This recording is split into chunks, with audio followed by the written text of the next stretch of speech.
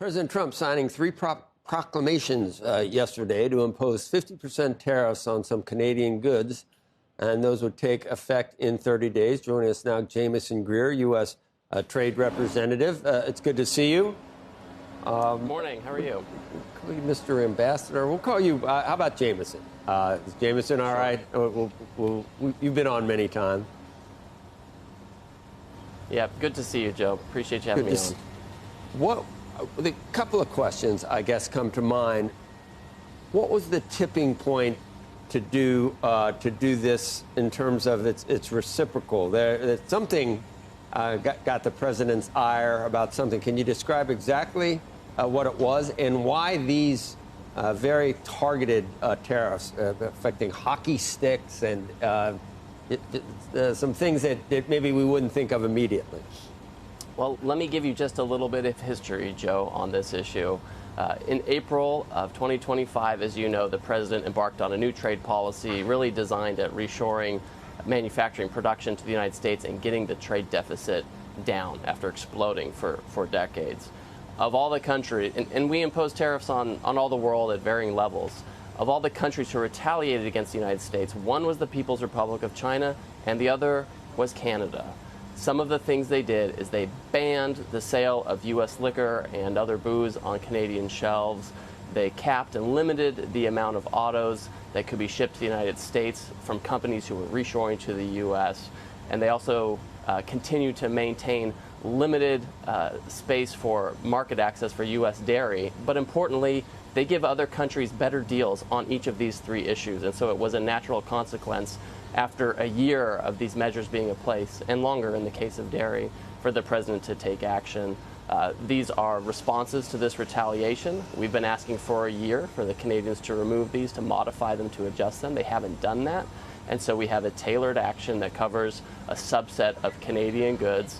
We aren't banning the goods like the Canadians have banned American alcohol. We're not putting a cap on them or limiting them like they've done to cars and dairy. But we have a tariff, which is, again, is a natural consequence of the Canadian retaliation, which has endured for a long time.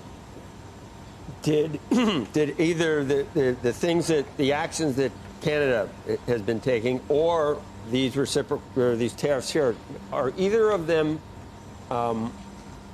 not allowable under the current reading of the USMCA? So for the dairy, for example, the United States we're very competitive in dairy production and cheese, and the Canadians made a commitment to us under the USMCA to allow us access under certain types of quotas. However, in implementing that access, they have said you can only sell essentially to co-ops, which are owned by Canadian dairy farmers, who obviously have less of an incentive to get American dairy.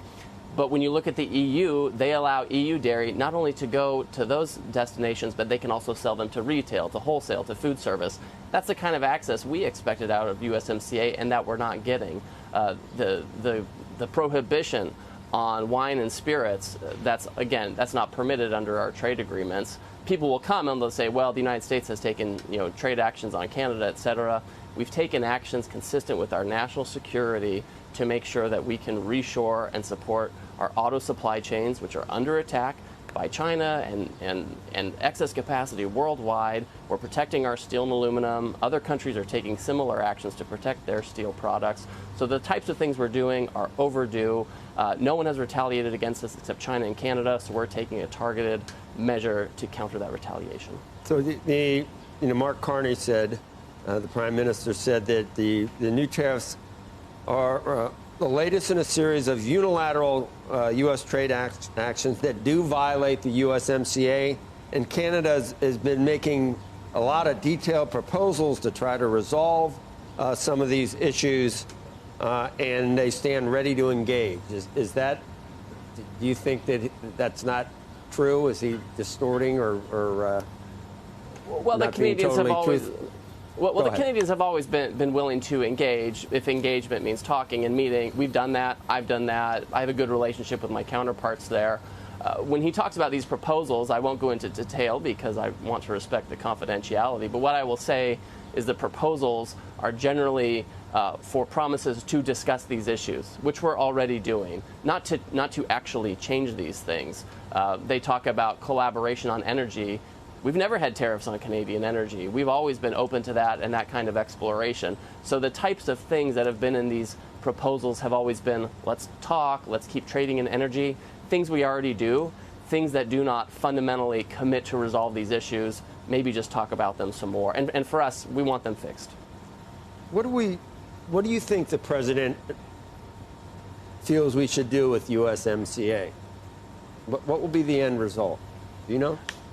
Well, what I would say, first of all, as you know, the president elected not to renew USMCA, and in some ways he has already overwhelmed elements of that agreement with actions he's taken, again, on auto, steel, and aluminum, which are global in nature, but obviously affect our relationship with Canada and Mexico. One of the things he wants to see with Canada and Mexico is he wants our deficit to go down with these countries. With Canada, it has gone down over the past year. With Mexico, it's gone up. Our global trade deficit overall, if you're measuring the 12 months before the tariff program started in April 2025 and the 12 months afterward, the trade deficit globally has gone down, which is good. But the composition of that deficit has changed. So that's his number one goal. We want the outcomes to make sense.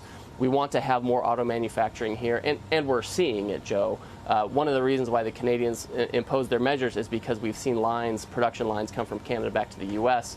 We're seeing Toyota and others move from Mexico to the U.S. That's what we want. So that's the outcome that he wants. I think also if we can have an arrangement with Mexico, with Canada, that we are trying to emphasize Canadian, Mexican, U.S. content in goods traded in North America, that's a good outcome because that helps get supply chains back here in North America. Sometimes it almost does seem like the whole world we could talk about. How about let's just talk about the EU and this loan to Airbus. So it's not just that President Trump feels like we've been harmed. In this case, Boeing is asking the U.S. To intervene. What can you tell us about that? So we have had for a few years an understanding with the European Union that neither side would have unfair subsidies. There was a World Trade Organization dispute about this where the United States won in a big way. The EU themselves had a case against us with Boeing, which was a much smaller case. But the reality is we've had a settlement with the EU for many years. However, this is coming on the heels of that settlement. The EU has announced this loan. We're looking at it very closely. I've made representations to my counterpart in the European Commission. We're speaking with Boeing about this. We don't mind fair competition. We welcome fair competition.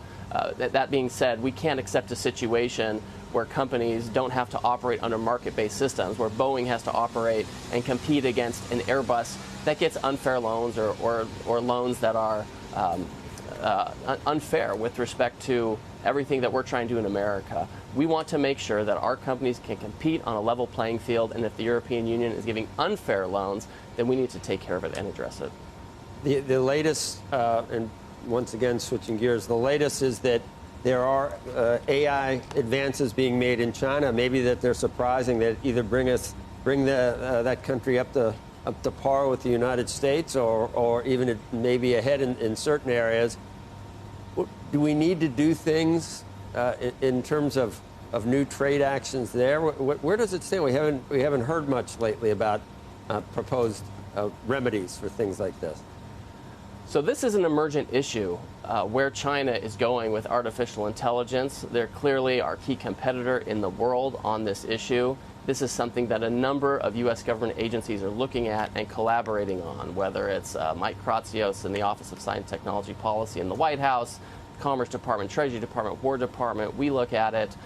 We are concerned when we see allegations that China is distilling our models to use theirs. We know that this is something that's going on. We see that as a form of forced technology transfer or IP theft in a sense. We also know that they subsidize energy production that's going into their AI. We know that they are getting an unfair advantage in a lot of these ways. They're promoting certain types of open AI standards that make it actually really cheap for others to use them. And I think because we're in this emergent situation, I don't think we're necessarily against one type of standard or another, but I think we're taking a very close look at how China is propagating its AI development to make sure that our companies compete, again, on a level playing field. Ambassador, could you just clarify how you think our relationship with Canada stands right now, particularly with the USMCA, with that not being renewed for 16 years? Where would you say the state of things are between the two nations right now? Well, first of all, one thing to remember is we have always had trade issues with Canada. It's always been the most contentious part of our relationship across decades, whether it's with softwood lumber or, 20, 30 years ago with trade in grains and pork across the borders. So it's not new to have trade tensions with Canada.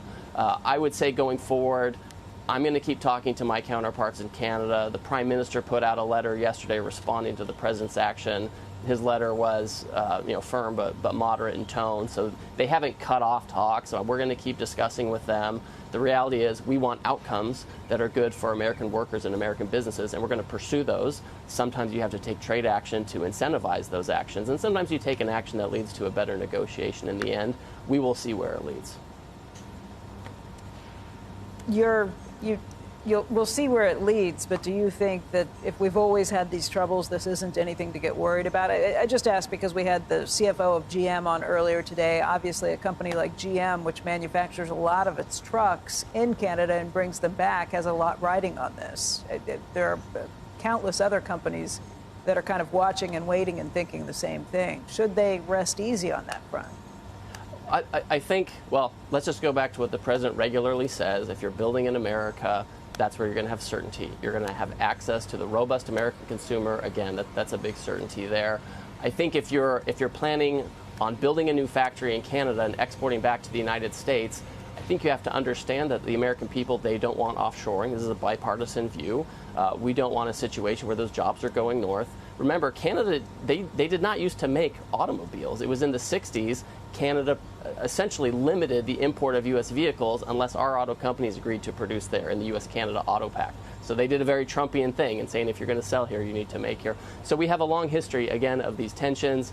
I don't think that there's ever going to be a situation where if a company's offshoring to another country, they're always going to have a 100% guarantee that they'll be able to get it into the United States at a 0% tariff. But that's different from when we had NAFTA. Starting with NAFTA, we thought it was okay to move not just fully completed vehicles, but parts back and forth across the border. For the automakers, the U.S. automakers in particular, they set up a lot of things that was kind of based on that certainty. The new world is you shouldn't feel that comfortable if it's not actually being completely manufactured here in the United States? We fundamentally disagree on NAFTA. The President disagreed with it. I disagreed with it. We had the UAW who didn't love NAFTA. We had people on the right and left who didn't agree with NAFTA. We had people run for president in the 90s against NAFTA. So that's part of the whole problem is that we don't like that certainty of saying you're going to go overseas, build a factory, and re-export it here. Now, listen, we're always going to trade.